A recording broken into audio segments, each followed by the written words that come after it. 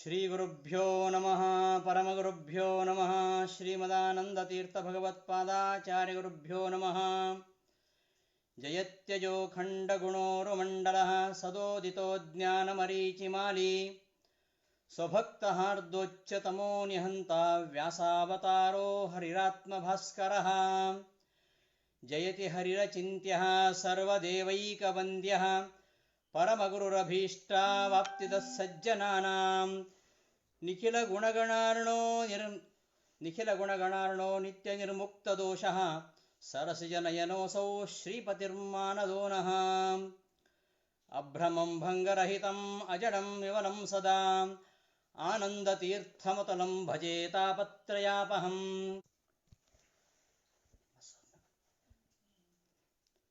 ಭಕ್ತಾನಾಂ ಮಾನಸಾಂಭೋಜಭಾನವೇ ಕಾಮಧೇನವೇ ನಮತಾಂ ಕಲ್ಪತರವೇ ಜಯೀಂದ್ರಗುರವೇ ನಮಃ. ಕುಶಾಗ್ರಮತಯೇ ಭಾನುದ್ಯುತಯೇ ವಾದಿಭೀತಯೇ ಆರಾಧಿತಶ್ರೀಪತಯೇ ಸುಧೀಂದ್ರಯತಯೇ ನಮಃ. ದುರ್ವಾದಿಧ್ವಾಂತರವಯೇ ವೈಷ್ಣವೇಂದೀವರೇಂದವೇ ಶ್ರೀರಾಘವೇಂದ್ರಗುರವೇ ನಮೋತ್ಯಂತದಯಾಲವೇ. ನಮೋ ವಸ್ತಾತ್ವಿಕಾ ದೇವಾಃ ವಿಷ್ಣುಭಕ್ತಿಪರಾಯಣಾಃ ಧರ್ಮಮಾರ್ಗೇ ಪ್ರೇರಯಂತು ಭವಂತಃ ಸರ್ವ ಏವ ಹಿ. ಅಜ್ಞಾನತಿಮಿರಚ್ಛೇದಂ ಬುದ್ಧಿಸಂಪತ್ಪ್ರದಾಯಕಂ ವಿಜ್ಞಾನವಿಮಲಂ ಶಾಂತಂ ವಿಜಯಾಖ್ಯಗುರುಂ ಭಜೆ. ಶ್ರೀಗುರುಭ್ಯೋ ನಮಃ.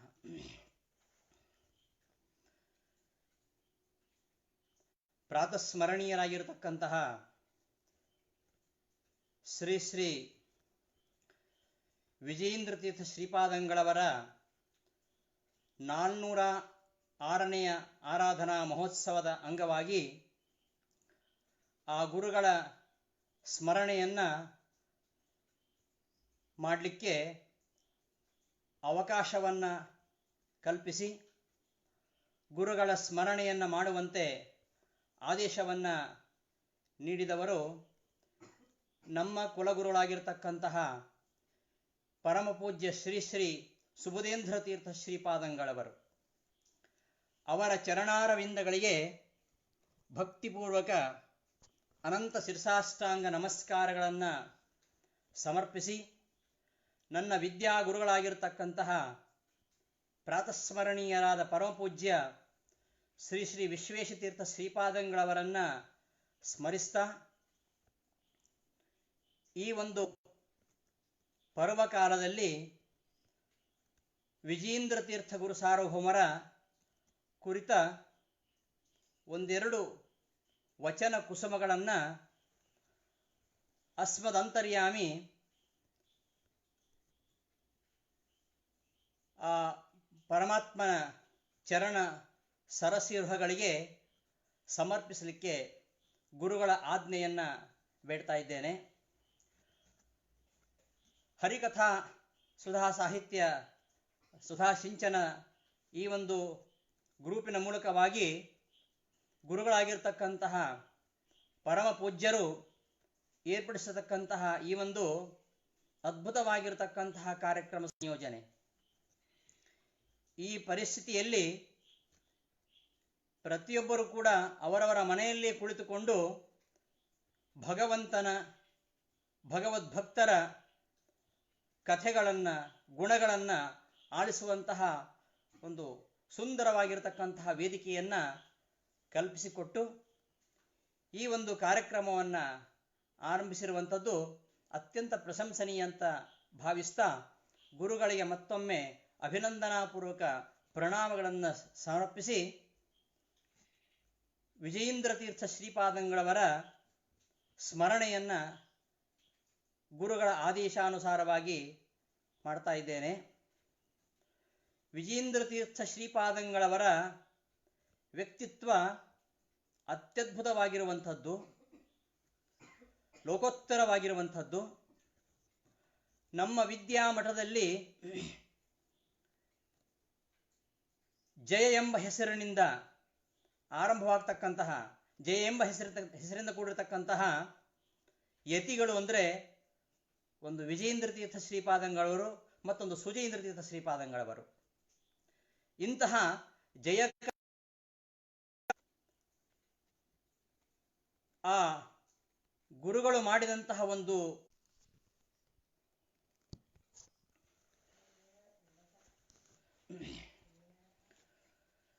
ಪರಮತೀಯರ ಸುಭದ್ರ ಕೋಟೆಯಾಗಿರತಕ್ಕಂತಹ ಕುಂಭಕೋಣಕ್ಕೆ ಲಗ್ಗೆ ಇಟ್ಟು ಅಲ್ಲಿರತಕ್ಕಂತಹ ಎಲ್ಲ ಪರಮತೀಯ ದಿಗ್ಗಜಗಳ ಸೊಲ್ಲನ್ನಡಗಿಸಿದಂತಹ ಒಬ್ಬ ಅಪ್ರತಿಮ ವೀರರಾಗಿ ವಿಜೇಂದ್ರ ತೀರ್ಥರು ವಿದ್ಯಾಮಠದ ಪರಂಪರೆಯಲ್ಲಿ ಬಂದಿರುವಂಥದ್ದು ಅತ್ಯಂತ ಅದ್ಭುತವಾಗಿರತಕ್ಕಂತಹ ಇತಿಹಾಸ.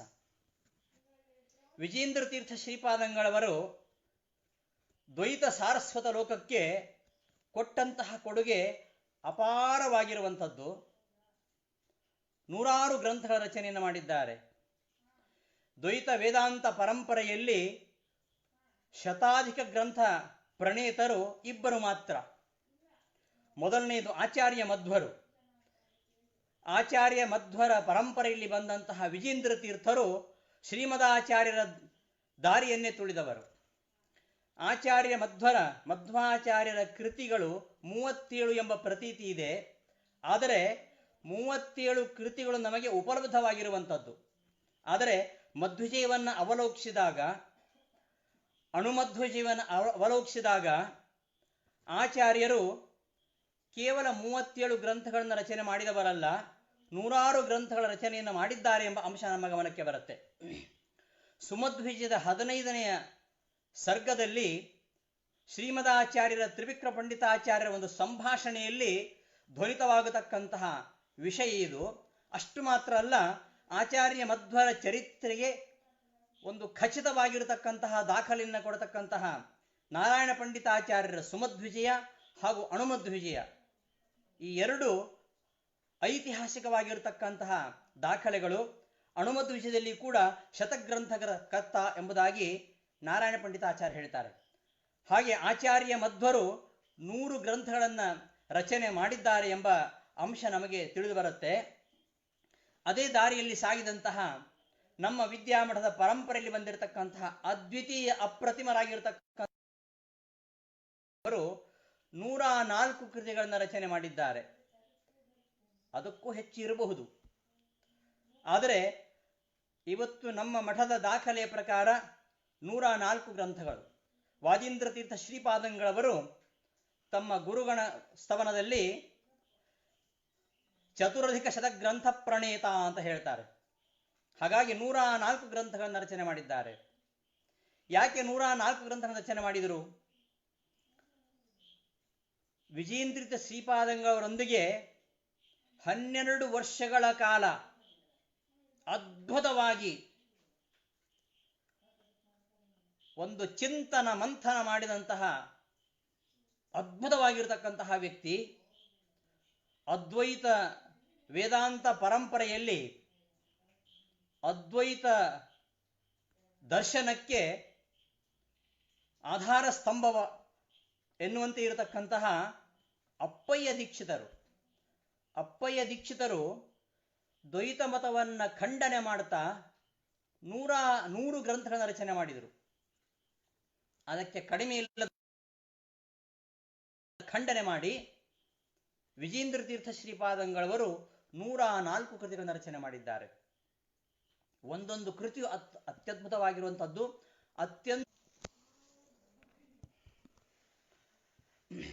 ಕ್ಷಮಿಸಿ, ವಿಜೇಂದ್ರ ತೀರ್ಥರು ಅವರ ವ್ಯಕ್ತಿತ್ವ ಎಂಥದ್ದು ಅಂದರೆ, ಒಂದೇ ಮಾತಿನಲ್ಲಿ ಹೇಳ್ತಾರೆ ಗುರುಗುಣಸ್ತವನಕಾರರು ವಾದೀಂದ್ರ ಶ್ರೀಪಾದಂಗಳವರು, ಚತುರತೆಯ ಸ್ವರೂಪ ಅಂತ. ಮತ್ತೊಂದು ಹೆಸರು, ನೈಪುಣ್ಯಕ್ಕೆ ಮತ್ತೊಂದು ಹೆಸರು, ಚಾತುರ್ಯಕ್ಕೆ ಮತ್ತೊಂದು ಹೆಸರು ವಿಜೇಂದ್ರ ತೀರ್ಥರು ಅಂತ. ಅಂತಹ ಒಂದು ಚಾತುರ್ಯ ಅದು ವಿಜೇಂದ್ರ ತೀರ್ಥ ಶ್ರೀಪಾದಂಗಳವರಲ್ಲಿತ್ತು. ಅಷ್ಟು ಮಾತ್ರ ಅಲ್ಲ, ವಿಜೇಂದ್ರ ತೀರ್ಥ ಶ್ರೀಪಾದಂಗಳವರು ಕುಂಭಕೋಣದಲ್ಲಿ ಹಾಕಿದಂತಹ ಒಂದು ದೊಡ್ಡ ಸವಾಲು, ನಮ್ಮ ದ್ವೈತ ವೇದಾಂತ ಪರಂಪರೆಯಲ್ಲಿ ಇದು ನಭೂತೋ ನಭವಿಷ್ಯತಿ ಎನ್ನುವಂತಹ ಒಂದು ದೊಡ್ಡ ಸವಾಲನ್ನು ಹಾಕಿದರು. 64 ವಿದ್ಯೆಗಳಲ್ಲಿ ಪಾರಂಗತರಾದವರು ಯಾರಾದರೂ ಇದ್ದರೆ ಅವರು ತನ್ನೊಂದಿಗೆ ಬಂದು ವಾದದಲ್ಲಿ ತನ್ನನ್ನು ಸೋಲಿಸಬಹುದು ಎಂಬುದಾಗಿ ಸವಾಲನ್ನು ಹಾಕಿದಂತಹ ಏಕೈಕ ಮಹನೀಯರು ವಿಜೇಂದ್ರ ತೀರ್ಥ ಶ್ರೀಪಾದಂಗಳವರು. ಅಂತಹ ವಿಜೇಂದ್ರ ತೀರ್ಥ ಶ್ರೀಪಾದಂಗಳವರು ಅಪ್ಪಯ್ಯ ದೀಕ್ಷಿತರೊಂದಿಗೆ 12 ವರ್ಷಗಳ ಕಾಲ ವಾದ ವಿವಾದ ಮಾಡಿದ್ದಾರೆ. ಅಪ್ಪಯ್ಯ ದೀಕ್ಷಿತರು ಸಾಮಾನ್ಯರೇನಲ್ಲ, ಅವರನ್ನ ಸೋಲಿಸುವುದು ಅಷ್ಟು ಸುಲಭ ಇರಲಿಲ್ಲ. ಅಂತಹ ಅಪ್ಪಯ್ಯ ದೀಕ್ಷಿತರೊಂದಿಗೆ 12 ವರ್ಷಗಳ ಕಾಲ ಚಿಂತನ ಮಂಥನ ಮಾಡಿ ಕೊನೆಗೂ ಅವರು ತಮ್ಮ ಸಿದ್ಧಾಂತವನ್ನ ಒಪ್ಪಿಕೊಳ್ಳುವ ರೀತಿಯಲ್ಲಿ ಮಾಡಿದ್ದಾರೆ ವಿಜೇಂದ್ರ ತೀರ್ಥ ಶ್ರೀಪಾದಂಗಳವರು. ಅಂತಹ ಒಂದು ಅದ್ಭುತವಾಗಿರತಕ್ಕಂತಹ ಪಾಂಡಿತ್ಯವನ್ನು ಗಳಿಸಿದಂತಹ ವಿಜೇಂದ್ರ ತೀರ್ಥ ಶ್ರೀಪಾದಂಗಳವರು ವ್ಯಾಸರಾಜರ ಕೂಸಾಗಿ, ವ್ಯಾಸರಾಜರು ಅವರ ಶಿಷ್ಯರು ವಿಜೇಂದ್ರರು. ಒಬ್ಬ ವ್ಯಕ್ತಿಯ ಜೀವನದಲ್ಲಿ ಗುರು ಎಷ್ಟು ತುಂಬಿಕೊಳ್ಳಬಲ್ಲ, ಒಬ್ಬ ವ್ಯಕ್ತಿಯನ್ನ ಗುರುವಾಗಿ ಎಷ್ಟು ಅನುಗ್ರಹಿಸಬಲ್ಲ, ಎಂತಹ ವಾತ್ಸಲ್ಯದ ಮಹಾಪೂರವನ್ನೇ ಹರಿಸಬಲ್ಲ ಅನ್ನೋದಕ್ಕೆ ಉದಾಹರಣೆ ಅನ್ನೋದಿದ್ದರೆ ಅದು ವ್ಯಾಸರಾಜರು ಹಾಗೂ ವಿಜೇಂದ್ರರು. ಆ ಮಗುವನ್ನ ಲಾಲನೆ ಪಾಲನೆ ಮಾಡಿ ಉಪನಯನ ಮಾಡಿ ಎಲ್ಲ ವಿದ್ಯೆಗಳನ್ನು ಧಾರೆ ಎರೆದು ಅದ್ಭುತ ಪಂಡಿತನನ್ನಾಗಿ ಮಾಡಿ ತುರಿ ಆಶ್ರಮವನ್ನು ಕೊಟ್ಟು ಕೊನೆಗೆ ನಮ್ಮ ಮಠಕ್ಕೆ ಅವರು ಮಾಡಿದಂತಹ ಒಂದು ತ್ಯಾಗ, ವ್ಯಾಸರಾಜರು ವಿದ್ಯಾಮಠಕ್ಕೆ ವಿಜೇಂದ್ರ ತೀರ್ಥರನ್ನ ಕೊಡುವ ಮೂಲಕವಾಗಿ ಮಾಡಿದಂತಹ ಒಂದು ತ್ಯಾಗ, ಆ ಗುರು ಶಿಷ್ಯರ ಒಂದು ಅನ್ಯೋನ್ಯತೆ, ಗುರು ಶಿಷ್ಯರ ಬಾಂಧವ್ಯ, ಗುರು ಶಿಷ್ಯನಲ್ಲಿ ಹರಿಸಿದಂತಹ ಅಪಾರವಾಗಿರತಕ್ಕಂತಹ ಆ ಕಾರುಣ್ಯದ ಕಡಲು, ಇದಕ್ಕೆ ಅದ್ಭುತವಾಗಿರತಕ್ಕಂತಹ ಉದಾಹರಣೆ ಬೇರೊಂದು ಸಿಗಲಿಕ್ಕಿಲ್ಲ. ಅಂತಹ ಅತ್ಯದ್ಭುತವಾಗಿರತಕ್ಕಂತಹ ಗುರು ಶಿಷ್ಯರ ಸಮಾಗಮ ಆ ಕಾಲವೇ ಹಾಗಿತ್ತು. ಕೃಷ್ಣದೇವರಾಯನ ಕಾಲದಲ್ಲಿ ವ್ಯಾಸರಾಜರು, ಅವರ ಗುರುಗಳಾಗಿರ್ತಕ್ಕಂತಹ ಶ್ರೀಪಾದರಾಜರು, ವ್ಯಾಸರಾಜರ ಶಿಷ್ಯರು ವಿಜೇಂದ್ರರು, ಅವರ ಆತ್ಮೀಯ ಗೆಳೆಯ, ಅಚ್ಚುಮೆಚ್ಚಿನ ಗೆಳೆಯ ವಾದಿರಾಜ ತೀರ್ಥರು, ಪುರಂದರದಾಸರು, ಕನಕದಾಸರು, ಎಂತಹ ಒಂದು ಸಂಯೋಜನೆ ನೋಡಿ, ಎಂತಹ ಒಂದು ಬಳಗ ಇದು. ಅಂತಹ ಒಂದು ಕಾಲದಲ್ಲಿ ವಿಜೇಂದ್ರ ತೀರ್ಥ ಶ್ರೀಪಾದಂಗಳವರು ಸುರೇಂದ್ರ ತೀರ್ಥರ ಶಿಷ್ಯರಾಗಿ ವಿದ್ಯಾಮಠವನ್ನು ಅಲಂಕರಿಸ್ತಾರೆ. ಸುರೇಂದ್ರ ತೀರ್ಥರು ಸಾಮಾನ್ಯರಲ್ಲ, ಮಹಾತಪಸ್ವಿಗಳು. ಅಂತಹ ತಪಸ್ವಿಗಳ ಶಿಷ್ಯರಾಗಿ ವಿಜೇಂದ್ರ ತೀರ್ಥ ಶ್ರೀಪಾದಂಗಳವರು ದ್ವೈತ ಸಾರಸ್ವತ ಲೋಕಕ್ಕೆ ಕೊಟ್ಟಂತಹ ಕೊಡುಗೆ ಅಪಾರವಾಗಿರುವಂಥದ್ದು. ಅವರ ಚರಿತ್ರೆ ಅತ್ಯದ್ಭುತವಾಗಿರತಕ್ಕಂತಹ ಚರಿತ್ರೆ. ಎಂತಹ ತಪಸ್ಸು, ಎಂತಹ ಜ್ಞಾನ, ಎಂತಹ ವಾದ ವೈಖರಿ, ಅವರ ಜಾಣ್ಮೆ, ಅವರ ವಾದ ವೈಖರಿ, ಅವರ ವಾಗ್ವೈಖರಿ, ಅವರ ವಾದ ಮಾಲಿಕೆ ಅದು ಲೋಕೋತ್ತರವಾಗಿರುವಂಥದ್ದು. ನಮ್ಮಂತಹ ಪಾಮರರಿಗೆ ಅರ್ಥವಾಗುವುದಿಲ್ಲ. ಅಂತಹ ಅತ್ಯದ್ಭುತವಾಗಿರತಕ್ಕಂತಹ ಮೇರು ಕೃತಿಗಳನ್ನು ರಚನೆ ಮಾಡುವ ಮೂಲಕವಾಗಿ ದ್ವೈತ ಸಾಮ್ರಾಜ್ಯವನ್ನು ಶ್ರೀಮಂತಗೊಳಿಸಿದವರು. ನಮ್ಮ ದ್ವೈತ ಸಂಪ್ರದಾಯದಲ್ಲಿ ಒಬ್ಬ ಯತಿಯ ಸಾಧನೆಯನ್ನು ಗುರುತಿಸುವುದು ಅವರ ಗ್ರಂಥ ರಚನೆ ಮೂಲಕವಾಗಿ. ಅವರ ಗ್ರಂಥ ರಚನೆ, ಅವರ ತತ್ವಪ್ರಸಾರ. ವಿಜೇಂದ್ರ ತೀರ್ಥರು ಅವರು ವಿಭುಧೇಂದ್ರರಾಗಿದ್ದಾಗ ಅವರು ತಮ್ಮ ಪೂರ್ತಿ ಜೀವನವನ್ನ ವಿಷ್ಣು ಸರ್ವತ್ವಮತ್ವಂಚ ಸರ್ವದಾ ಪ್ರತಿಪಾದಯ ಆಸೇತು ಹಿಮಾಚಲ ಪರ್ಯಂತ ಅವರು ದ್ವೈತ ವೇದಾಂತದ ಪ್ರಚಾರವನ್ನ ಎಷ್ಟು ಕಳಕಳಿಯಿಂದ ಮಾಡಿದ್ದಾರೆ. ಅಂತಹ ವಿಭುಧೇಂದ್ರ ತೀರ್ಥರೇ ಮತ್ತೊಮ್ಮೆ ಮೂಲರಾಮನ ಪೂಜೆಯನ್ನು ಮಾಡಲಿಕ್ಕೋಸ್ಕರವಾಗಿ ವಿಜೇಂದ್ರರಾಗಿ ಬಂದಿದ್ದಾರೆ. ವಿಜೇಂದ್ರ ತೀರ್ಥರನ್ನ ನಾವು ಒಂದು ಕಡೆ ಮಹಾ ತಪಸ್ವಿಗಳು ಅಂತ ಗುರುತಿಸಿದರೆ, ಮತ್ತೊಂದು ಕಡೆ ಮಹಾಜ್ಞಾನಿಗಳು. ಅವರ ಅಪಾರವಾಗಿರತಕ್ಕಂತಹ ಪಾಂಡಿತ್ಯ, ಅಸದೃಶವಾಗಿರತಕ್ಕಂತಹ ಜ್ಞಾನ ನಿಧಿಯದು. ಅಂತಹ ವಿಜೇಂದ್ರ ತೀರ್ಥ ಶ್ರೀಪಾದಂಗಳವರು ಕುಂಭಕೋಣದಂತಹ ಒಂದು ಪರಮತೀಯ ಸುಭದ್ರವಾಗಿರತಕ್ಕಂತಹ ದುರ್ಗಮವಾಗಿರತಕ್ಕಂತಹ ಕೋಟೆಗೆ ಹೋಗಿ ಅಲ್ಲಿ ಶೈವರೇ ಹೆಚ್ಚಾಗಿ ತುಂಬಿರತಕ್ಕಂತಹ, ಶೈವರ ಪ್ರಾಬಲ್ಯವೇ ಮೆರಿತಾ ಇರತಕ್ಕಂತಹ ಅಂತಹ ದುರ್ಗಮವಾಗಿರತಕ್ಕಂತಹ ಸ್ಥಳಕ್ಕೆ ಹೋಗಿ ದ್ವೈತ ವೇದಾಂತದ ದುಂದುಭೆಯನ್ನ ಮೊಳಗಿಸಿದವರು. ಮಾತ್ರ ಅಲ್ಲ, ಎಲ್ಲ ಮತೀಯರೊಂದಿಗೆ ಸಾಮರಸ್ಯವನ್ನ, ಅಪ್ಪಯ್ಯ ದೀಕ್ಷಿತರೊಂದಿಗೆ ವಾದ ವಿವಾದದಲ್ಲಿ ಅಷ್ಟೇ ಅವರದು. ಅದನ್ನು ಬಿಟ್ಟು ಈಚೆ ಬಂದ್ರೆ ತುಂಬ ಅಪ್ಪಟ ಸ್ನೇಹಿತರವರು. ಆ ಒಂದು ಸಾಮರಸ್ಯ ನಮ್ಮ ವಿದ್ಯಾಮಠಕ್ಕೂ ಇತರ ಮತಾಚಾರ್ಯರಿಗೂ ವೈಚಾರಿಕವಾಗಿರತಕ್ಕಂತಹ ಭಿನ್ನಾಭಿಪ್ರಾಯಗಳಿದ್ರೂ ಕೂಡ ಒಂದು ಸಾಮರಸ್ಯ, ಒಂದು ಅನ್ಯೋನ್ಯತೆ, ಒಂದು ಬಾಂಧವ್ಯ ಅದು ಅಂದಿನಿಂದ ಇಂದಿನವರೆಗೂ ಇದೆ. ಇವತ್ತು ನಾವು ಗಮನಿಸಬಹುದು, 4 ದಶಕಗಳ ಕಾಲ ಸುಜೇಂದ್ರ ತೀರ್ಥರ ಕಾಲದಿಂದಲೂ ಕೂಡ ನಾವು ಕಂಡ ಹಾಗೆ ಗಮನಿಸ್ತಾ ಇದ್ದೇವೆ. ಪ್ರತಿ ವರ್ಷ ವಿಜೇಂದ್ರ ತೀರ್ಥರ ಆರಾಧನಾ ಸಂದರ್ಭದಲ್ಲಿ ಯಾವುದೇ ಮತಭೇದವಿಲ್ಲದೆ ಎಲ್ಲ ವೈದಿಕರನ್ನ, ಅವರು ಅದ್ವೈತ ಪಂಡಿತರೇ ಆಗಿರಲಿ, ವಿಶಿಷ್ಟಾದ್ವೈತ ಪಂಡಿತರೇ ಆಗಿರಲಿ, ಎಲ್ಲ ತ್ರಿಮತಸ್ಥ ಪಂಡಿತರನ್ನ, ತ್ರಿಮತಸ್ಥ ವೈದಿಕರನ್ನ, ವೇದ ವಿದ್ವಾಂಸರನ್ನ ಎಷ್ಟು ಪ್ರೀತಿಯಿಂದ ಗೌರವಿಸ್ತಾರೆ, ಅವರನ್ನು ಸನ್ಮಾನಿಸ್ತಾರೆ. ಇವತ್ತಿಗೂ ನಾವು ಸುಜೇಂದ್ರ ತೀರ್ಥರ ಕಾಲದಿಂದ ಈ ಒಂದು ಸುಭದೇಂದ್ರವರು ಕೂಡ ನೋಡ್ತಾ ಇದ್ದೇವೆ. ಅಂತಹ ಒಂದು ಸಾಮರಸ್ಯವನ್ನ ಕಲಿಸಿಕೊಟ್ಟವರು, ಅಥವಾ ನಮ್ಮ ಮಠೀಯ ಸಾಮರಸ್ಯಕ್ಕೆ ಒಂದು ಭದ್ರವಾಗಿರತಕ್ಕಂತಹ ತಳಹದಿಯನ್ನ ಹಾಕಿದವರು ವಿಜೇಂದ್ರ ತೀರ್ಥರು. ಅವರು ವಾದದಲ್ಲಿ ಎಷ್ಟು ಪರಮತೀಯರೊಂದಿಗೆ ವಾದ ಮಾಡಿರಬಹುದು, ಎಷ್ಟು ತಾಕಲಾಟ ನಡೆದಿರಬಹುದು, ಆದರೆ ವೈಚಾರಿಕವಾಗಿ ಏನೇ ಭಿನ್ನಾಭಿಪ್ರಾಯಗಳಿದ್ರೂ ಕೂಡ ಅತ್ಯಂತ ಸ್ನೇಹದಿದ್ದವರು. ಅದಕ್ಕೆ ನಿದರ್ಶನ ಅಪ್ಪಯ್ಯ ದೀಕ್ಷಿತರು ಹಾಗೂ ವಿಜೇಂದ್ರರು.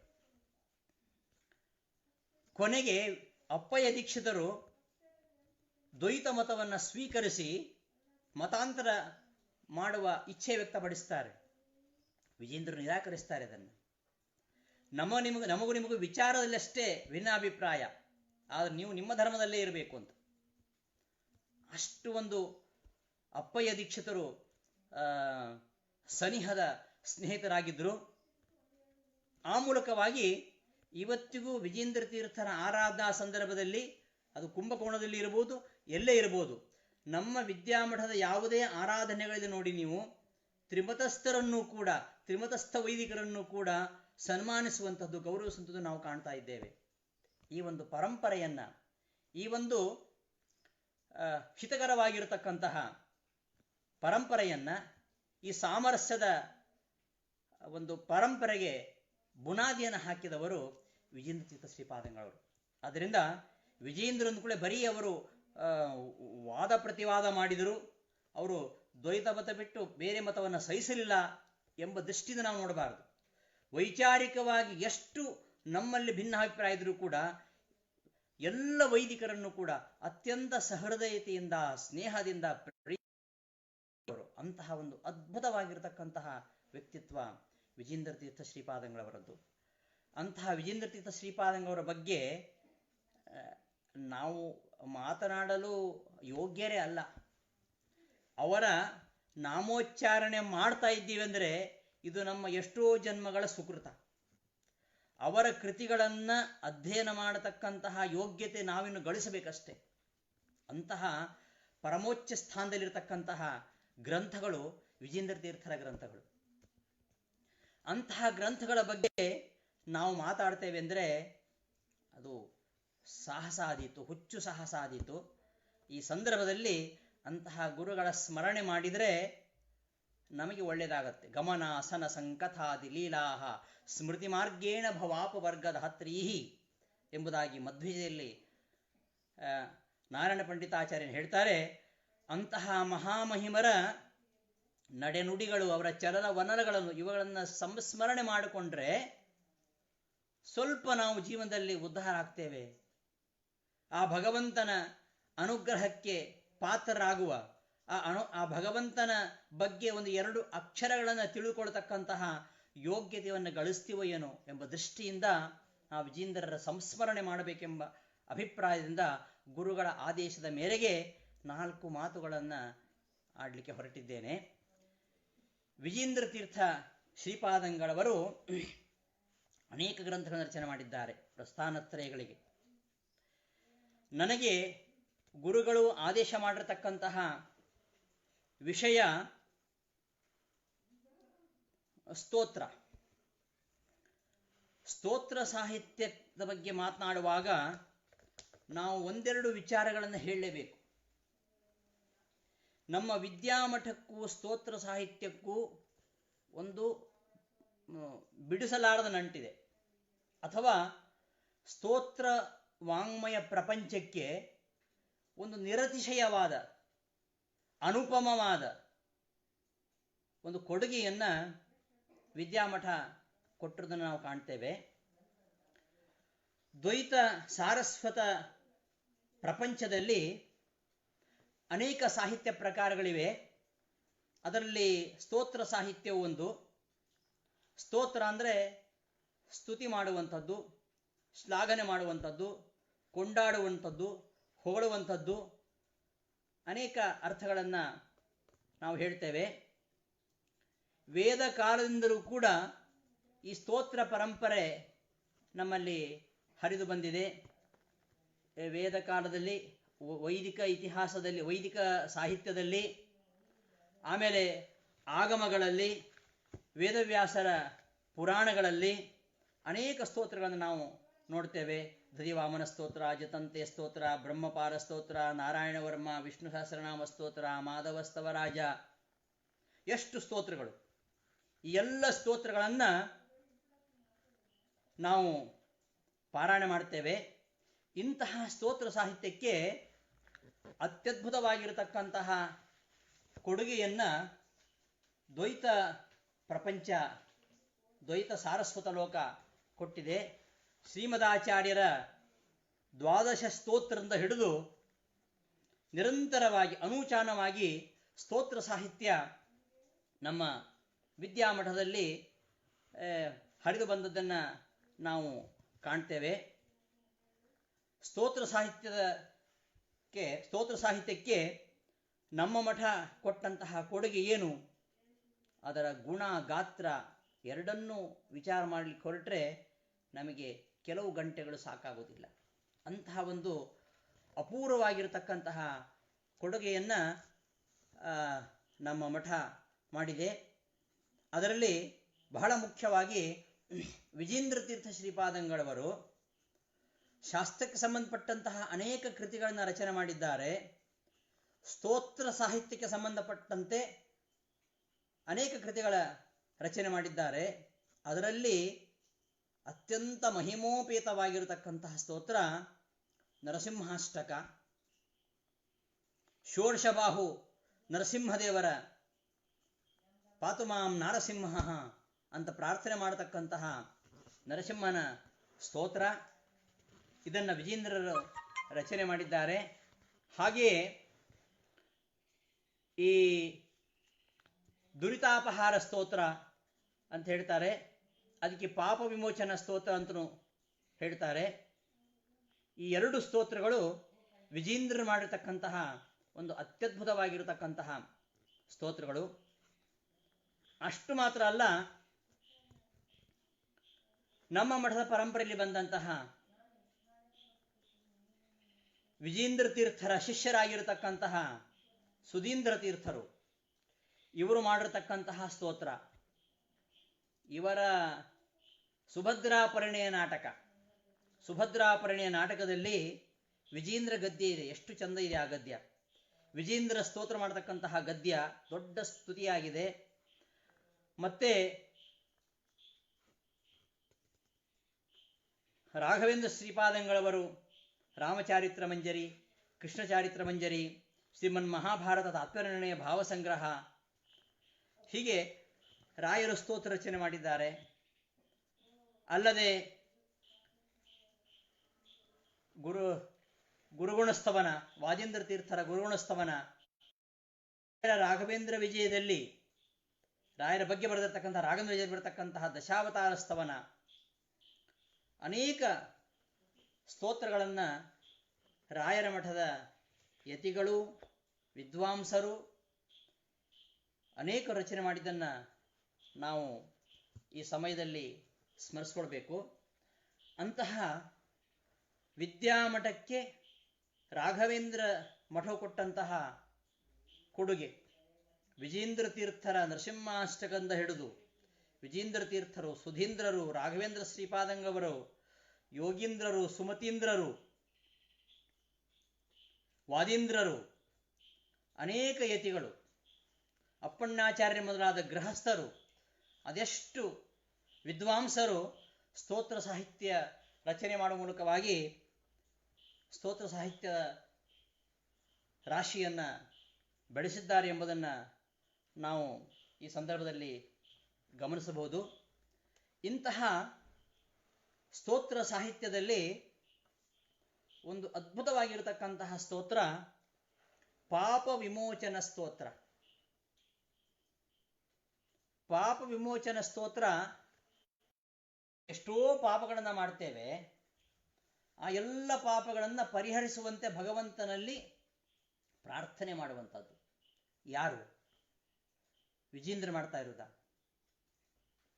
ವಿಜೇಂದ್ರರ ಇದರ ಹಿಂದೆ, ಪಾಪ ವಿಮೋಚನ ಸ್ತೋತ್ರದ ಹಿಂದೆ ವಿಜಯೇಂದ್ರರ ಕರುಣೆ, ಆಮೇಲೆ ನಮ್ಮಂತಹ ಪಾಮರರು ಭಗವಂತನ ಮುಂದೆ ನಮ್ಮ ಪಾಪಗಳನ್ನು ಹೇಗೆ ನಿವೇದಿಸಿಕೊಂಡು ಅನುತಾಪ ಪಡಬೇಕು, ಪ್ರಾಯಶ್ಚಿತ್ತ ಮಾಡಿಕೊಳ್ಬೇಕು ಎಂಬುದನ್ನು ಕಲಿಸಿಕೊಡೋದರೊಂದಿಗೆ ವಿಜೇಂದ್ರರ ಒಂದು ದೂರದೃಷ್ಟಿಯನ್ನು ನಾವು ಗಮನಿಸಬೇಕು. ವಿಜೇಂದ್ರರು ಇದ್ದದ್ದು 400 ವರ್ಷಗಳ ಹಿಂದೆ. 400 ವರ್ಷಗಳ ಹಿಂದೆ 1517ರಿಂದ 1614ರವರೆಗೆ ವಿಜೇಂದ್ರಿತ ಶ್ರೀಪಾದಂಗಳವರು ಭಗವಂತನ ಅಪಾರವಾಗಿರತಕ್ಕಂತಹ ಸೇವೆಯನ್ನು ಮಾಡಿದವರು. ತಮ್ಮ ಬಾಲ್ಯಾವಸ್ಥೆಯಿಂದ ಹಿಡಿದು ತಮ್ಮ 97ನೇ ವರ್ಷದವರೆಗೂ ಕೂಡ ನಿರಂತರವಾಗಿ ಪಾಠ ಪ್ರವಚನ, ಗ್ರಂಥ ರಚನೆ, ಶಿಷ್ಯಾನುಗ್ರಹ, ಬಂದ ಭಕ್ತರಿಗೆ ಮಾಡತಕ್ಕಂಥ ಅನುಗ್ರಹ,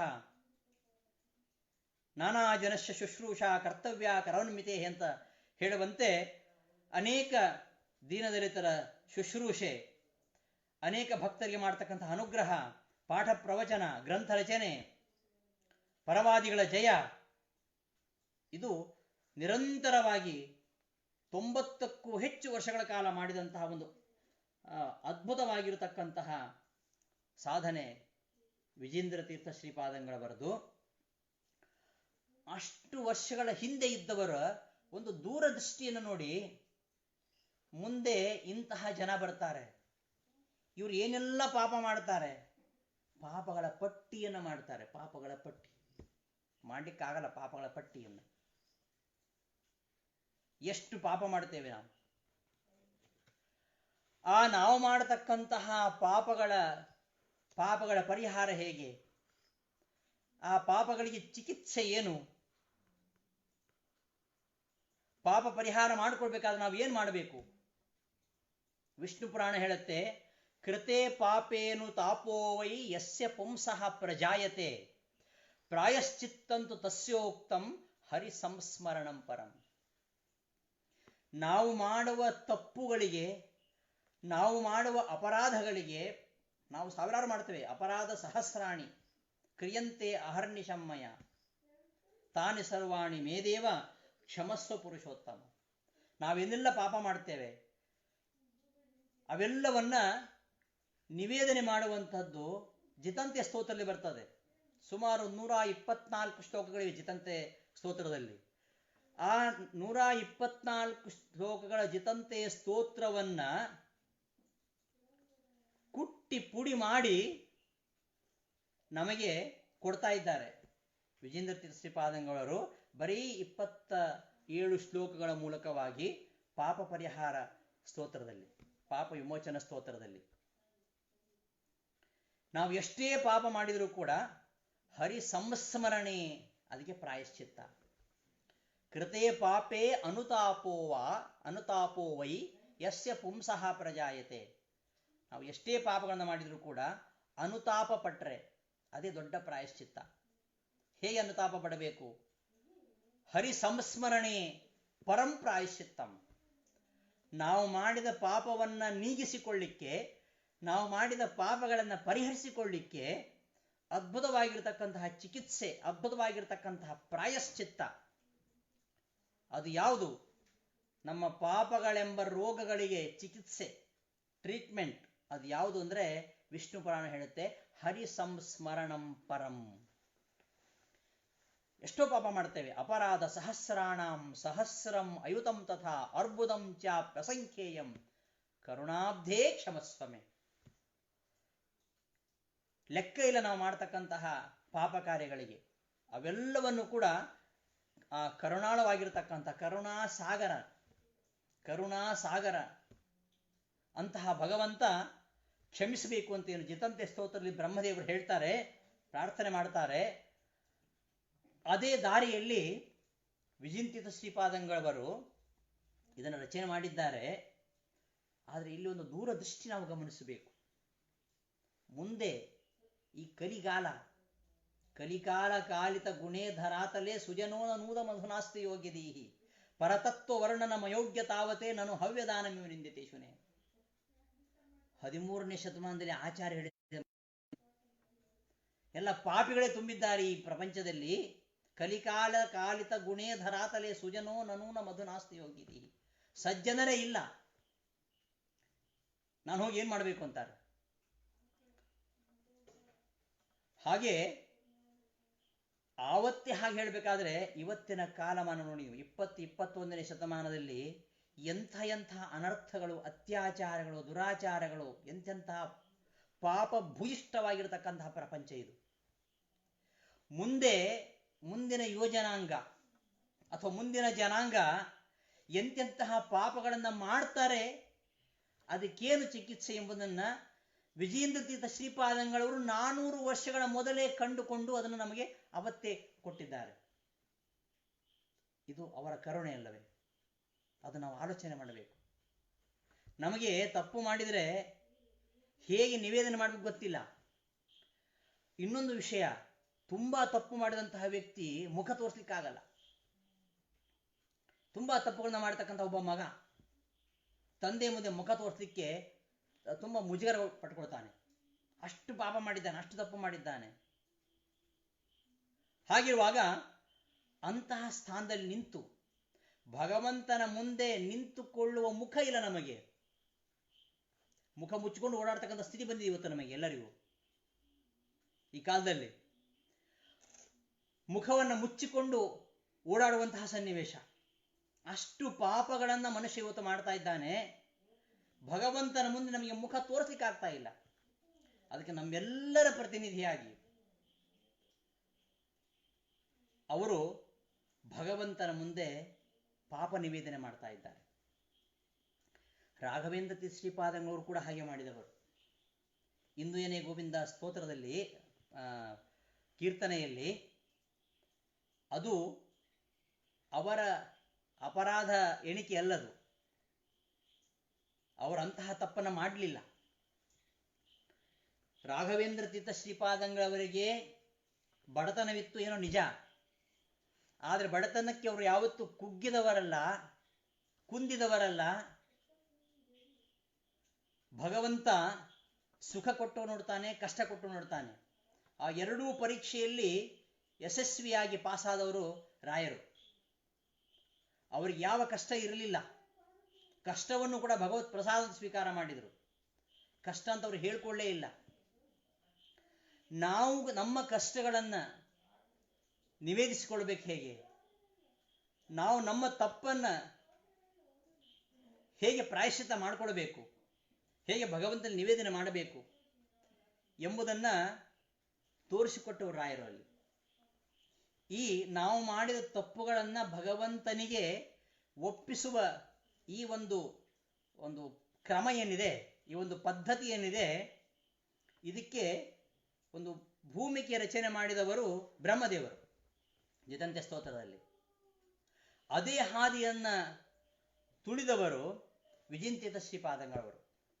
ವಿಜಯಂತಿತ ಶ್ರೀಪಾದಂಗಳವರ ನಂತರ ನೋಡಿ ರಾಯರು ಅದೇ ರೀತಿಯ ಸ್ತೋತ್ರವನ್ನು ಮಾಡ್ತಾರೆ. ರಾಯರು ಅದೇ ರೀತಿಯಲ್ಲಿ ಸ್ತೋತ್ರ ಮಾಡ್ತಾರೆ. ರಾಯರಿಗೆ ಅಂತಹ ಅಪರಾಧ ಏನು ಮಾಡಿರಲಿಲ್ಲ, ಅವರು ತಪ್ಪು ಮಾಡೇ ಇರಲಿಲ್ಲ. ತಪ್ಪು ಮಾಡುವ ನಾವು ಭಗವಂತನಲ್ಲಿ ಹೇಗೆ ಶರಣು ಹೊಂದಬೇಕು ಎಂಬುದನ್ನು ರಾಯರು ಇಂದು ಏನೇ ಗೋವಿಂದ ಕೀರ್ತನೆಯಲ್ಲಿ ತೋರಿಸಿಕೊಡ್ತಾರೆ. ಹಾಗೆ ಅದೇ ಪರಂಪರೆಯಲ್ಲಿ ಈಗ ನೋಡಿ, ವಿಜೇಂದ್ರರು ಪಾಪಗಳ ಪಟ್ಟಿಯನ್ನು ಕೊಟ್ಟು ಕ್ಷಮಿಸುವಂತೆ ಹೇಳ್ತಾ ಇರೋದು ಅದು ಅವರ ತಪ್ಪುಗಳಲ್ಲ. ಅವರ ಚಾರಿತ್ರ್ಯದಲ್ಲಿ ಪಾಪದ ಲವಲೇಶವೂ ಇಲ್ಲ. ಇದು ನಮ್ಮಂತಹ ಪಾಮರರು ಭಗವಂತನಲ್ಲಿ ಈ ನಮ್ಮ ಪಾಪದ ಪ್ರಾಯಶ್ಚಿತ್ತ ಹೇಗೆ, ಪಾಪದ ಪ್ರಾಯಶ್ಚಿತ್ತಕ್ಕೆ ಚಿಕಿತ್ಸೆ ಏನು, ಆ ಭಗವಂತನ ಸ್ಮರಣೆ ಹೇಗೆ ಮಾಡಬೇಕು ಎಂಬ ಈ ವಿಧಾನವನ್ನು ವಿಜೇಂದ್ರ ತೀರ್ಥರು ಹಾಕಿಕೊಟ್ಟರು. ಅದೇ ರೀತಿಯಲ್ಲಿ ಶ್ರೀಪಾದರಾಜರು ಕೂಡ ಹೇಳ್ತಾರೆ ಒಂದು ಮಾತನ್ನ. ವಾದಿರಾಜರು ಹೇಳ್ತಾರೆ, ದುಷ್ಟ ಜನರ ಕೂಡಿ ನಾನತಿ ಭ್ರಷ್ಟನಾದೆ, ದುಷ್ಟ ಜನರ ಕೂಡಿ ನಾನತಿ ಭ್ರಷ್ಟನಾದೆ. ನೋಡಿ, ಶ್ರೇಷ್ಠ ರೂಪ ಮುರ ಮುಷ್ಟಿಕ ವೈರಿಯ ನಿಷ್ಠೆಯಿಂದ ನಾನು ದೃಷ್ಟಿಸಿ ನೋಡದೆ ಮೋಸ ಹೋದಿನಲ್ಲ, ಸಕಲವು ವಾಸುದೇವ ಬಲ್ಲ. ಶ್ರೀಪಾದರಾಜರು ಹೇಳುವಂತಹ ಮಾತು. ಶ್ರೀಪಾದರಾಜರಿಗೆ ಈ ಅವಸ್ಥೆ ಬಂದಿತ್ತೇ? ಇಲ್ಲ.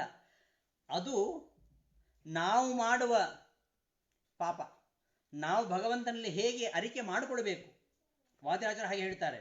ವಾದಿರಾಜರ ಮಾತನ್ನು ಕೇಳಿ, ಸತಿ ಪುರುಷರು ನಾವು ಸಂತೋಷದಿಂದ ಇರಲಿಲ್ಲ, ಸತಿ ಪುರುಷರು ನಾವು ಸಂತೋಷದಿಂದ ಇರಲಿಲ್ಲ, ಯತಿಯಾಗಿ ತೀರ್ಥಯಾತ್ರೆ ಮಾಡಲಿಲ್ಲ.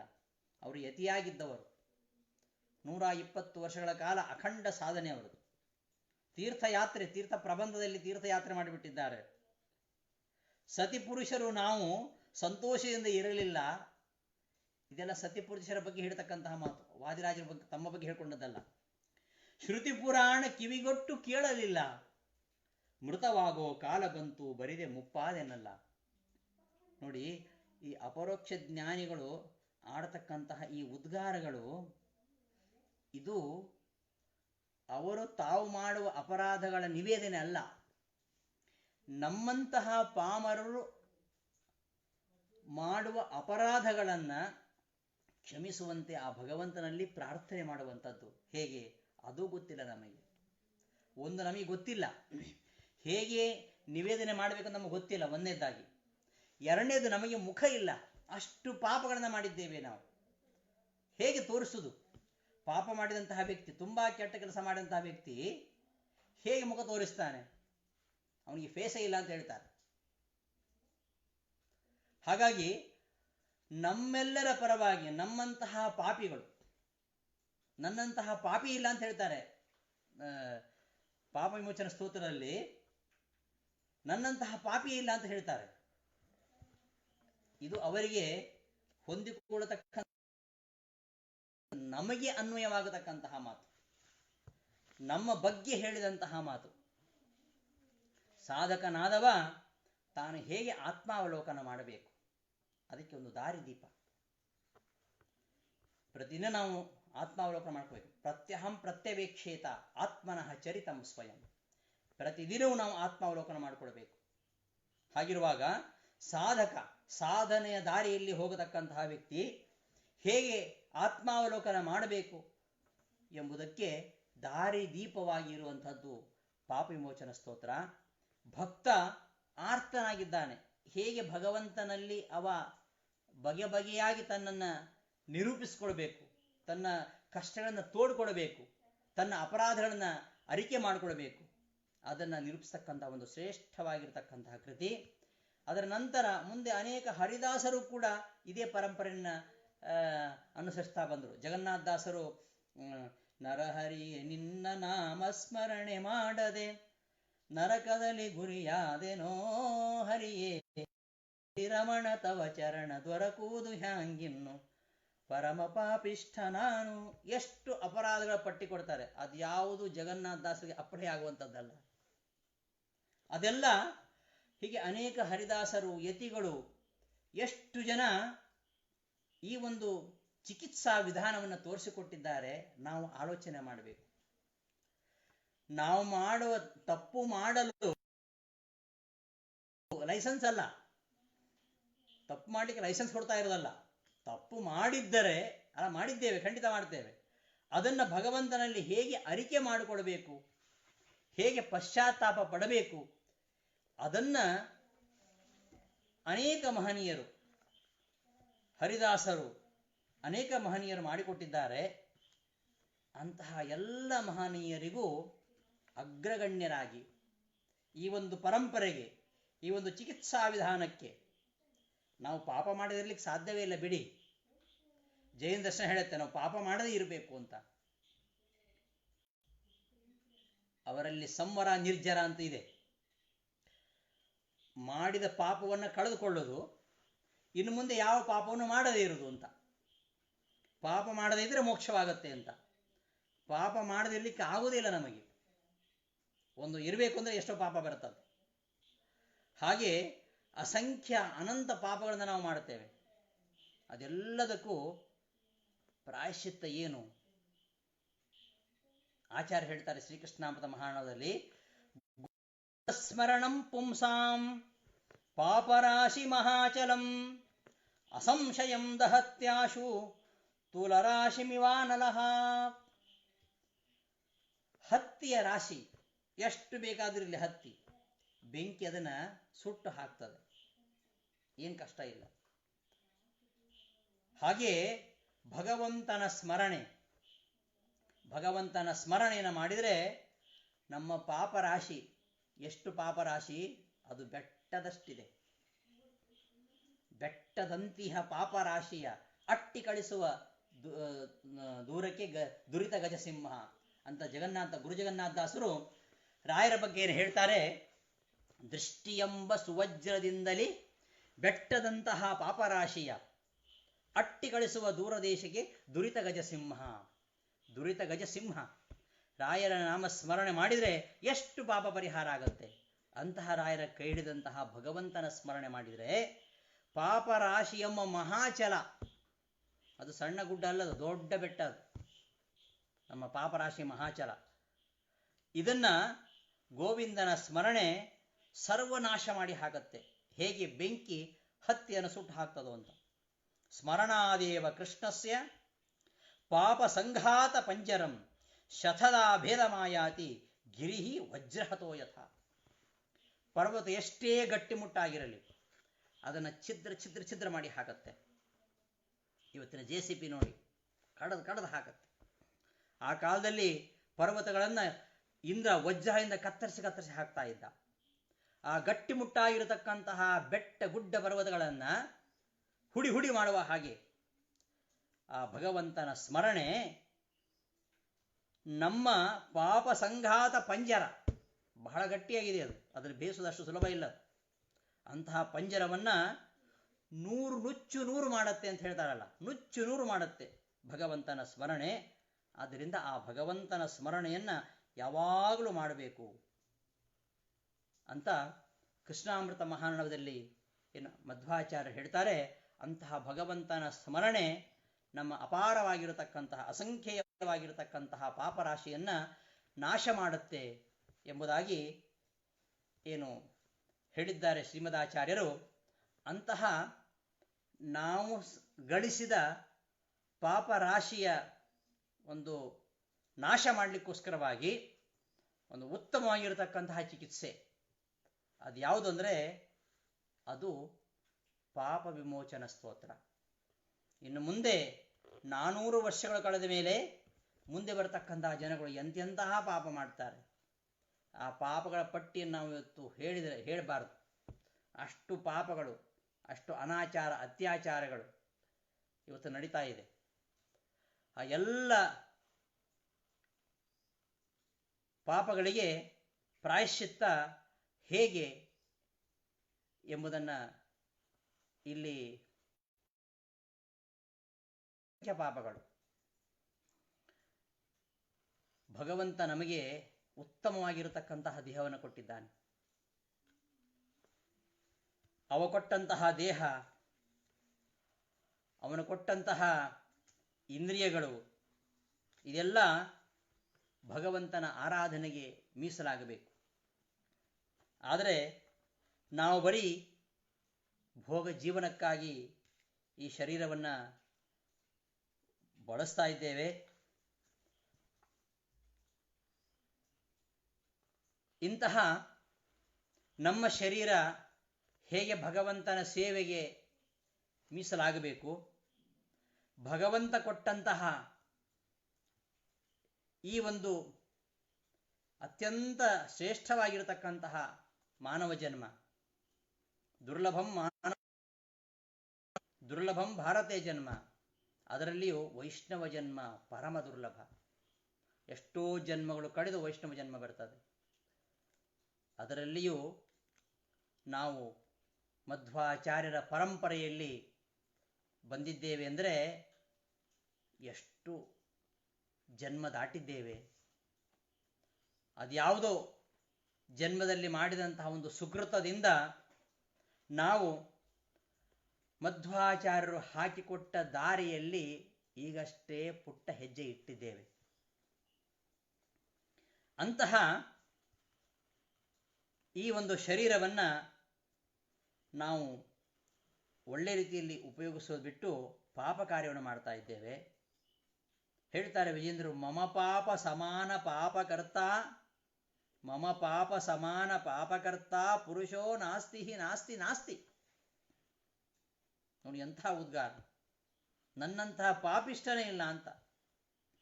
ಎಂತಹ ಪಾಪಕೂಪದಲ್ಲಿ ಬಿದ್ದು ಕುಗ್ಗಿದಂತಹ ವ್ಯಕ್ತಿಗೆ ಜೀವನೋತ್ಸಾಹವನ್ನು ತುಂಬಿಸುವಂಥದ್ದು ಈ ಸಂಜೀವಿನಿ. ಇದು ಪಾಪ ವಿಮೋಚನ ಸ್ತೋತ್ರ.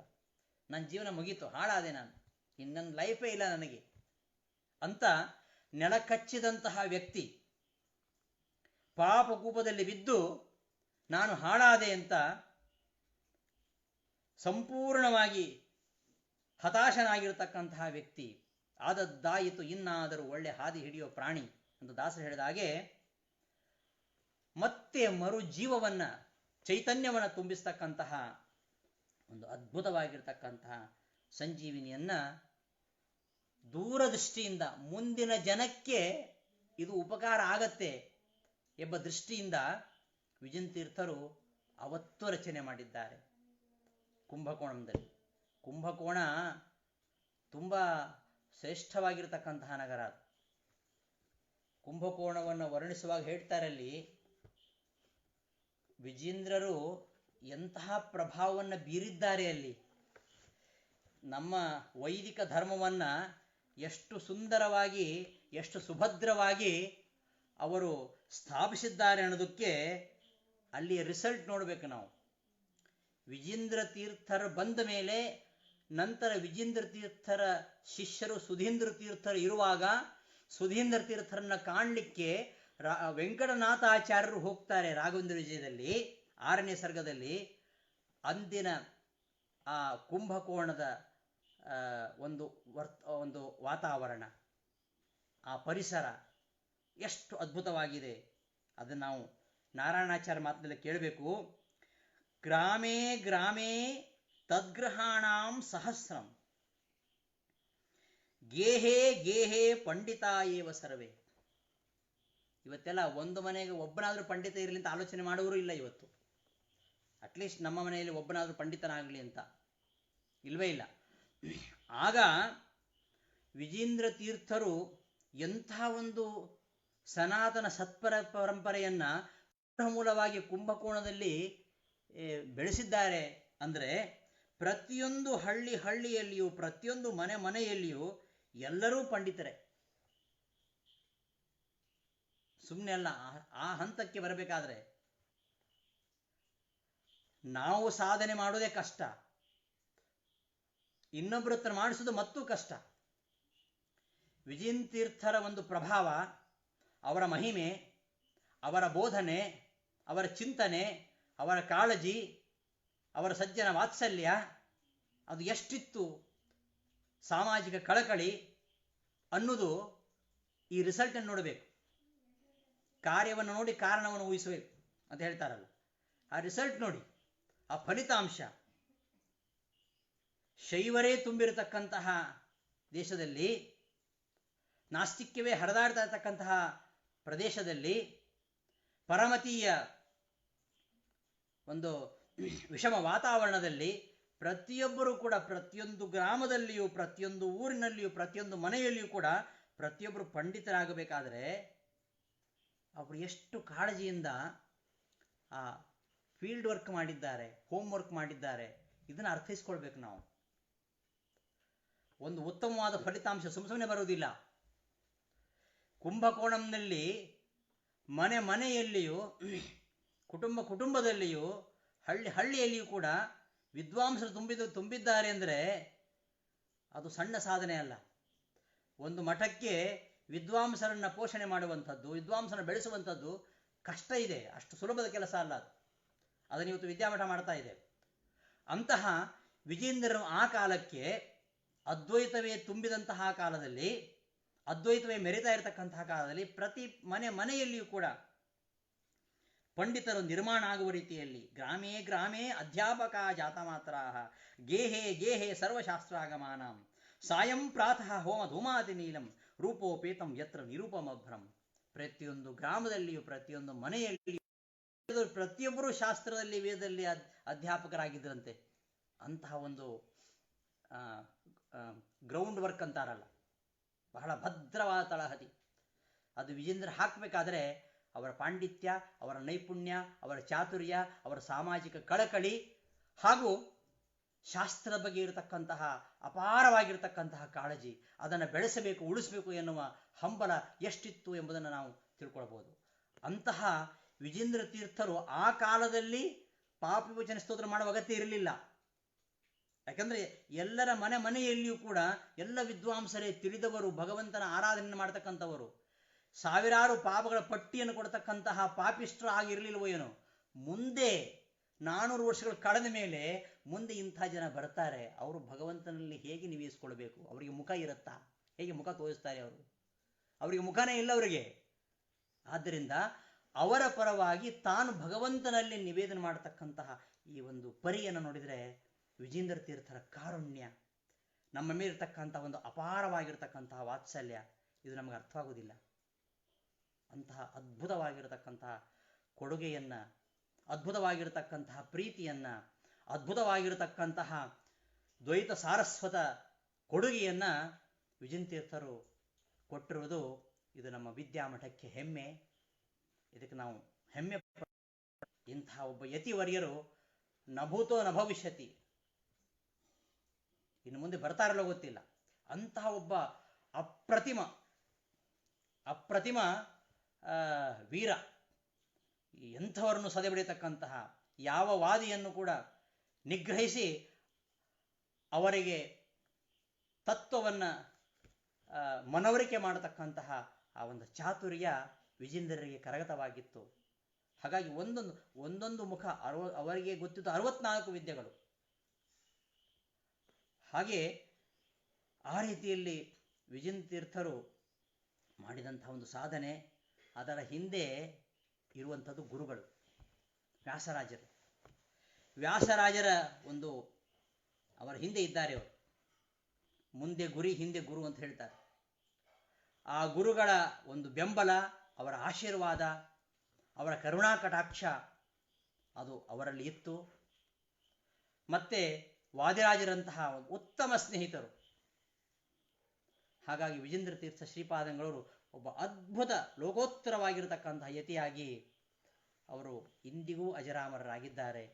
ಅಂತಹ ಆ ವಿಜೇಂದ್ರ ತೀರ್ಥರ ಪಾಪ ವಿಮೋಚನ ಸ್ತೋತ್ರದಲ್ಲಿ ಏನಿದೆ ಎಂಬುದನ್ನು ನಾವು ಮುಂದಿನ ಉಪನ್ಯಾಸದಲ್ಲಿ, ನಾಳಿನ ಉಪನ್ಯಾಸದಲ್ಲಿ ನೋಡೋಣ ಅಂತ ಹೇಳ್ತಾ, 1 ಗಂಟೆಯ ಕಾಲ ಆ ಗುರುಗಳ ಒಂದು ಸ್ಮರಣೆ ಮಾಡಲಿಕ್ಕೆ ಅವಕಾಶವನ್ನು ಕಲ್ಪಿಸಿಕೊಟ್ಟವರು ನಮ್ಮ ಸುಬುಧೇಂದ್ರ ಶ್ರೀಪಾದಂಗಳವರು. ಅವರು ನಮಗೆ ಹೇಳಿದ್ದು ನಾವು ಪಂಡಿತರಂತಲ್ಲ, ನಮ್ಮ ಮೇಲೆ ಅವರಿಗೆ ಒಂದು ಪ್ರೀತಿ, ಅಭಿಮಾನ, ನಮ್ಮವ ಅಂತ ಒಂದು ಹೆಮ್ಮೆ ಅವರಿಗೆ. ಪ್ರಪ್ರಥಮವಾಗಿ ನಾನು ಗಿರಿಯಾಚಾರ್ಯರನ್ನ ಕಂಡಾಗ ಅವರು ತುಂಬ ಖುಷಿಪಟ್ಟರು. ನೀನು ಶಾಸ್ತ್ರ ಅಧ್ಯಯನ ಮಾಡ್ತಾ ಇದ್ದೀಯ ಅಂತ ತುಂಬ ಖುಷಿಪಟ್ಟರು ಅವರು. ಹಾಗೆ ಆಗಿಂದಲೂ ನನ್ನ ಮೇಲೆ, ನಮ್ಮ ಕುಟುಂಬದ ಮೇಲೆ, ಸುಜೀಂದ್ರ ತೀರ್ಥರ ಕಾಲದಿಂದಲೂ ಕೂಡ, ಸುಜೀಂದ್ರ ತೀರ್ಥ ಸಮಕಾಲೀನರಾಗಿ ನಮ್ಮ ಅಜ್ಜ, ನಮ್ಮ ತಂದೆ, ನಮ್ಮ ಚಿಕ್ಕಪ್ಪ, ನಮ್ಮ ಎಲ್ಲ ಕುಟುಂಬವನ್ನು ಬಹಳ ಅಭಿಮಾನದಿಂದ, ಪ್ರೀತಿಯಿಂದ ಕಂಡವರು ಸುಜೀಂದ್ರ ಸ್ವಾಮಿಗಳ ಪೂರ್ವಾಶ್ರಮದ ಕುಟುಂಬದವರು. ಆ ಒಂದು ಅಭಿಮಾನ ಒಂದೇ ಹೊರತು ಬೇರೆ ಇನ್ಯಾವ ಕಾರಣವೂ ಇಲ್ಲ. ಇಂತಹ ಒಂದು ಪುಣ್ಯ, ಅಲ್ಪವಾದ ಪುಣ್ಯ, ಅಲ್ಪವಾದ ಒಂದು ಕಾರ್ಯ, ಪುಣ್ಯ ಅಪರಿಮಿತ ಇರಬಹುದು, ಅಂತಹ ಗುರುಗಳ ಸ್ಮರಣೆ ಮಾಡಿದರೆ ಇದೊಂದು ಅಲ್ಪ ಕಾರ್ಯ. ಇದನ್ನು ಮಾಡಲಿಕ್ಕೆ ಆದೇಶವನ್ನು ಕೊಟ್ಟವರು ನಮ್ಮ ಕುಲಗುರುಗಳಾಗಿರ್ತಕ್ಕಂತಹ ಶ್ರೀ ಸುಬುಧೇಂದ್ರ ತೀರ್ಥ ಶ್ರೀಪಾದಂಗಳವರು. ಹಿಂದೆ 400ನೇ ವರ್ಷದ ಆರಾಧನಾ ಸಂದರ್ಭದಲ್ಲಿ 50ಕ್ಕೂ ಹೆಚ್ಚು ವಿಜೇಂದ್ರ ತೀರ್ಥ ಗ್ರಂಥಗಳ ಪ್ರಕಟಣೆಯನ್ನು ಮಾಡಿದರು. ಅದರಲ್ಲಿ ಎಷ್ಟೋ ಅಪ್ರಕಟಿತವಾಗಿರ್ತಕ್ಕಂತಹ ಕೃತಿಗಳಿದ್ದು. ಅಂತಹ ಒಂದು ಸಂದರ್ಭದಲ್ಲಿ ನನಗೊಂದು ಸಣ್ಣ ಅವಕಾಶ, ಒಂದು ಪುಟ್ಟ ಕೃತಿಯನ್ನು ಮಾಡತಕ್ಕಂತಹ ಶ್ರೀ ವಿಜೇಂದ್ರ ತೀರ್ಥ ಕನ್ನಡ ಸಂಪುಟಂ ಎಂಬ ಕೃತಿಯನ್ನು ಸಂಪಾದನೆ ಮಾಡುವ ಕಲ್ಪಿಸಿಕೊಟ್ಟಿದ್ದರು. ಇವತ್ತಿಗೂ ಅವರು ತುಂಬ ಪ್ರೀತಿಯಿಂದ ಕಾಣ್ತಾರೆ. ಹಾಗಾಗಿ ಅವರ ಪ್ರೀತಿ, ಅಭಿಮಾನ, ಅವರ ಆಶೀರ್ವಾದ, ಇದರಿಂದ ಈ ಒಂದು ಅವಕಾಶವನ್ನು ನನಗೆ ಕಲ್ಪಿಸಿಕೊಟ್ಟಿದ್ದಾರೆ. ಅಂತಹ ಗುರುಗಳ ಒಂದು ಆದೇಶದ ಮೇರೆಗೆ ಈ ಒಂದು ಫೇಸ್ಬುಕ್ನಲ್ಲಿ ಹರಿಸುಧಾ ಸಾಹಿತ್ಯ ಸಿಂಚನದಲ್ಲಿ ಭಗವಂತನ ಹಾಗೂ ಭಗವದ್ಭಕ್ತರ ಬಗ್ಗೆ ಒಂದೆರಡು ಮಾತುಗಳನ್ನು ಹೇಳುವ, ಒಂದೆರಡು ತೊದಲು ನುಡಿಗಳನ್ನು ಹೇಳತಕ್ಕಂತಹ ಅವಕಾಶವನ್ನು ಕಲ್ಪಿಸುವ ಮೂಲಕವಾಗಿ ಆರಾಧನಾ ದಿನದಂದು ಈ ಒಂದೆರಡು ಮಾತುಗಳನ್ನು ಆಡಲು ಅವಕಾಶವನ್ನು ಕಲ್ಪಿಸಿಕೊಟ್ಟಿದ್ದಾರೆ ಗುರುಗಳು. ಅಂತಹ ಗುರುಗಳ ಈ ಒಂದು ಅಪಾರವಾಗಿರ್ತಕ್ಕಂತಹ ಕರುಣೆಗೆ, ಅವರ ಪ್ರೀತಿಗೆ, ಅವರ ಅಭಿಮಾನಕ್ಕೆ ನಾನು ಅತ್ಯಂತ ಕೃತಜ್ಞನಾಗಿದ್ದೇನೆ. ಈ ಒಂದು ಅವಕಾಶವನ್ನು ಕೊಟ್ಟು ಅನುಗ್ರಹ ಮಾಡಿದಂತಹ ಅವರಿಗೆ ಮತ್ತೊಮ್ಮೆ ಅನಂತ ಸಾಷ್ಟಾಂಗ ನಮಸ್ಕಾರಗಳನ್ನು ತಿಳಿಸ್ತಾ, ಈ ಫೇಸ್ಬುಕ್ನಲ್ಲಿ ಆಲಿಸಿದಂತಹ ಅನೇಕ ಮಹನೀಯರು, ಅವರು ನನ್ನ ಮಾತನ್ನು ಕೇಳಬೇಕು ಅಂತ ಕೇಳ್ತಾ ಇರೋರಲ್ಲ, ವಿಜೇಂದ್ರ ತೀರ್ಥ ಶ್ರೀಪಾದಂಗಳವರ ಮೇಲಿನ ಒಂದು ಭಕ್ತಿ, ಗೌರವ, ಆ ಒಂದು ಶ್ರದ್ಧೆಯಿಂದ 4 ಮಾತುಗಳನ್ನು ಆಲಿಸಿದ್ದಾರೆ. ಅವರಿಗೆಲ್ಲ ಹರಿಗುರುಗಳು ಅನುಗ್ರಹವನ್ನು ಮಾಡಲಿ ಅಂತ ಪ್ರಾರ್ಥನೆ ಮಾಡ್ತಾ, ಆ ಎಲ್ಲ ಶ್ರೋತೃಗಳಿಗೆ ಕೃತಜ್ಞತೆಗಳನ್ನು ಸಲ್ಲಿಸಿ, ಹಾಗೂ ಈ ಒಂದು ಫೇಸ್ಬುಕ್ನ ರೂವಾರಿಗಳಾಗಿರ್ತಕ್ಕಂತಹ